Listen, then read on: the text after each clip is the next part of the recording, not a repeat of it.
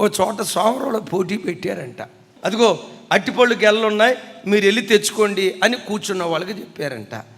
మేము అంత దూరం నడుచుకుంటా వెళ్తే మేము ఎట్లా సోమరోళం అవుతాం? అట్టిపళ్ళు తీసుకొచ్చి ఒకడికి వేస్తే వాడు చక్కగా తీసుకున్నాడు.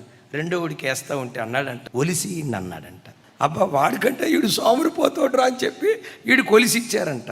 మూడోవుడి దగ్గరికి వెళ్ళేది, ఇదిగోరా తీసుకో అంటే మూడోవుడు అన్నాడంట, ఒలిసిస్తే కుదరదు, నోట్లో పెట్టండి అన్నాడు. నాలుగోవుడి దగ్గరికి వెళ్ళి ఒలిసి నోట్లో పెట్టబోతుంటే అంటాడంట, నవిలి నోట్లో పెట్టండి అన్నాడంట. నీ జీవితంలో ఒక అరుణోదయ ప్రార్థన లేకుండా, నిద్ర చంపుకునే జీవితం లేకుండా నేను పరిశుద్ధంగా బ్రతకాలని నువ్వు ఆశిస్తే ఎట్లా నువ్వు పరిశుద్ధంగా బ్రతుకుతావు?